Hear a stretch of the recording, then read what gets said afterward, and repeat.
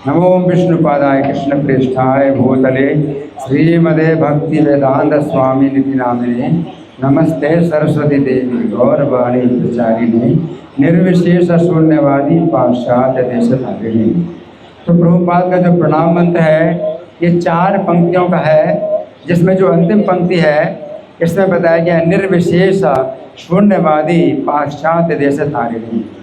तो प्रभुपाद ने निर्विशेष और शून्यवादी है जो पश्चिमी देश में जो फैला हुआ था तो उसको हटा दिया, तो निर्विशेषवाद और शून्यवाद। और इस संबंध में मुझे अपना भी अनुभव बताना है कि मुझे भी इससे बहुत भ्रांति हुई।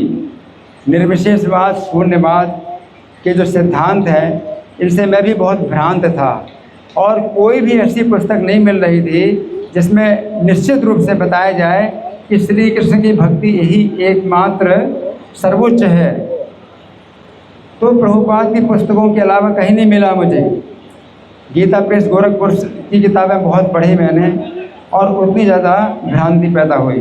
तो कहीं पर भक्ति का भी बड़ा गुणगान होता है, और फिर जो है वो निर्विशेष और शून्यवादी ज्ञान तो वो भी जो है उसमें आ जाता है। लेकिन एकमात्र प्रभुपाद ऐसे हैं जिनकी पुस्तकों से मुझे निश्चित दिशा प्राप्त हुई कि भक्ति की ही दिशा में उन्होंने प्रत्येक श्लोक का तात्पर्य दिया और निर्विशेषवाद और शून्यवाद का खंडन भी किया। तो ये विशेषता जो है ये प्रभुपाद की पुस्तकों में ही मिलती है कि निर्विशेषवाद शून्यवाद का खंडन भी साथ साथ किया जाए। और ये जो गुण है मध्वाचार्य संप्रदाय में, मध्व संप्रदाय में आता है, और चैतन्य महाप्रभु ने मध्व संप्रदाय से ये गुण दिया। तो मध्वाचार्य जो है एकमात्र ऐसे आचार्य हुए हैं जिन्होंने कठोरता से निर्विशेषवाद शून्यवाद का खंडन किया। और यही जो गुण है चैतन्य महाप्रभु का भी था कि वे भी बहुत निंदा करते थे निर्विशेषवादियों की, शून्यवादियों की, और प्रभुपाद ने भी यही गुण प्राप्त किया। और प्रभुपाद इसी गुण के कारण मुझे निश्चित दिशा प्राप्त हुई। तो इसको कहा जाता है कि चक्षुदाना दिलो जई जन्म जन्म प्रभु से। तो उन्होंने चक्षुदान दिया मुझे, उन्होंने नेत्रदान दिया। हालांकि प्रभुपाद को मैंने नहीं देखा, लेकिन सन 78 में जब मैं IIT कानपुर में था तो प्रभुपाद की 3 पुस्तकें मुझे मिली थी वहाँ की लाइब्रेरी में, और उसमें प्रभुपाद का नाम नहीं था क्योंकि सन 65 की छपी हुई 3 किताबें थीं। वो श्रीमद् भागवत के प्रथम स्कंद के 3 खंड थे जो प्रभुपाद ने चौड़ी बाजार से छपवाए थे, और उस समय इस्कॉन का भी नाम नहीं था, और प्रभुपाद को भी ना तो प्रभुपाद नाम मिला था और ना कृष्ण कृपा श्री मूर्ति।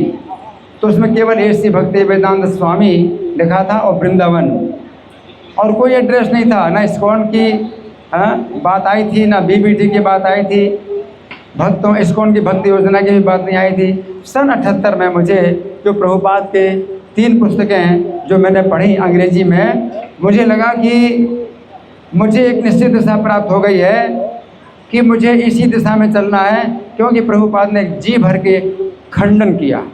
तो सामान्यतः लोग कहते हैं कि भाई निंदा नहीं करना चाहिए, निंदा नहीं करना चाहिए। जहाँ निंदा की बात हो वहाँ निंदा अगर आप नहीं करते हैं तो लोग जो है उसी दिशा में चलेंगे, लोग सोचेंगे ये भी सही है वो भी सही है।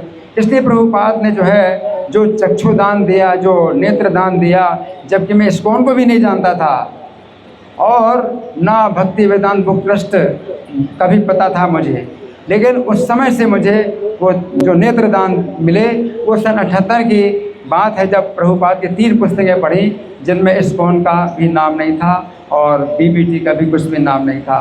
तब से मुझे वो चक्षुदान प्राप्त हुए प्रभुपाद जी के द्वारा। श्रील प्रभुपाद की हरे कृष्ण।